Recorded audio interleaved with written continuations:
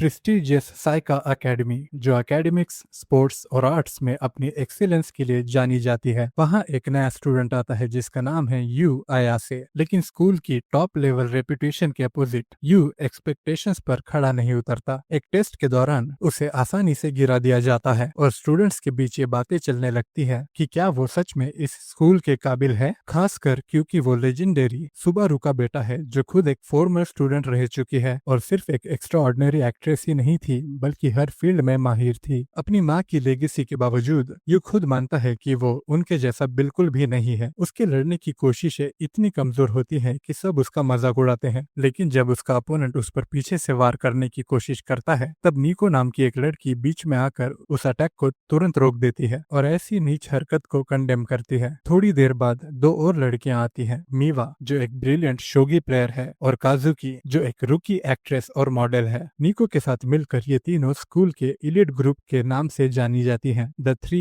Royals. काजुकी you की काबिलियत पर सवाल उठाती है कि क्या वो इस स्कूल में होने के लायक है। यू शांति से समझाता है कि उसने स्पेशल टैलेंट स्ट्रीम से अप्लाई नहीं किया था बल्कि जनरल एजुकेशन सेक्शन के थ्रू आया था। ये बात सुन के सब लोग हैरान रह जाते हैं। फिर भी हारने की सजा के रूप में लड़कियां उसे स्कूल के डोजो की सफाई करने को कहती हैं। चाहे वो उदास था, लेकिन यू ने पूरे ईमानदारी से काम पूरा किया, सब कुछ चकाचक साफ कर दिया। ये देखकर सब लोग हैरान रह गए। एक फ्लैशबैक दिखाता है कि कैसे वो हमेशा अपनी माँ के साये में जीता था, हर फील्ड में अपनी पूरी कोशिश करने के बाद भी कभी कुछ जम नहीं पाया। उसके असली दोस्त बहुत कम थे और माँ की मौत ने उसकी जिंदगी में एक खालीपन छोड़ दिया। उसकी माँ की डायरी की एंट्री में सिर्फ एक तमन्ना लिखी थी, यू का एक खुशहाल परिवार होना। अपनी माँ की इच्छा को पूरा करने के लिए यू मिका दोनों रेजिडेंस पहुंचता है, लेकिन उस जगह की शान और शौकत देखकर वो हैरान रह जाता है। एक गलतफहमी के कारण उस पर नीको हमला कर देती है जो अभी अभी शावर से निकल कर आई होती है। तभी दो और बहनें वहां पहुंच जाती हैं और उन्हें एक कॉम्प्रोमाइजिंग पोजीशन में देख लेती हैं और फिर शुरू होता है हंगामा। असली ट्विस्ट, ये तीनों बहनें नीको,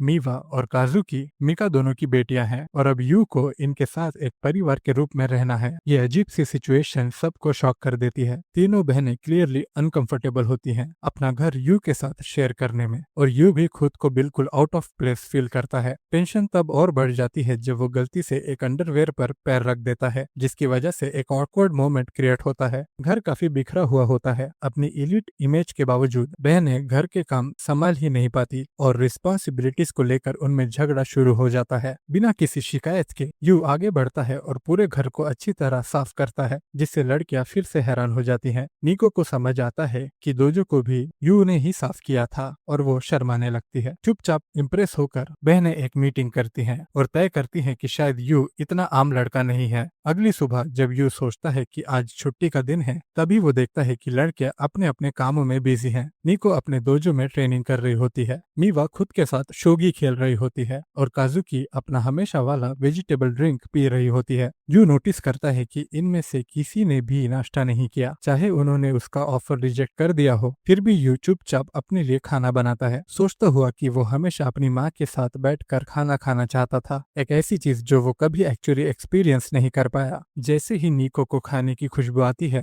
वो खुद को रोकती है, लेकिन क्लियरली टेम्पटेड दिख रही होती है। यू समझ जाता है कि हर एक लड़की अपने सपनों के पीछे भागने के लिए एक हाईली डिसिप्लिन लाइफ जी रही है, बिल्कुल वैसे ही जैसे कभी उसकी माँ जीती थी। ये सोचकर उसे एहसास होता है कि वो अपनी माँ से कितना दूर हो गया था और अब उसे इतना अफसोस होता है। जैसे ही लड़कियां निकलने वाली होती हैं, यू कैजुअली उन्हें बोलता है, हैव अ गुड डे। तीनों बहनें ये जेस्चर एक्सपेक्ट नहीं कर रही थी और वो क्लियरली थोड़ा हिल जाती हैं। चाहे वो इरिटेट होने की एक्टिंग करे, लेकिन दिल के अंदर वो सिंपल सी बात उनके मन में रह जाती है। बाद में मिका दोनों यू को कॉल करता है और बताता है कि वो थोड़े टाइम के लिए दूर जा रहा है। वो यू से रिक्वेस्ट करता है कि उसकी बेटियों का ख्याल रखे और जब भी जरूरत हो तो उनकी मदद करे। एक बार फिर यू ओवरवेल्म फील करता है, रियलाइज करता है कि किसी तरीके से वो एक फैमिली का पार्ट बन रहा है, जैसे उसकी माँ चाहती थी।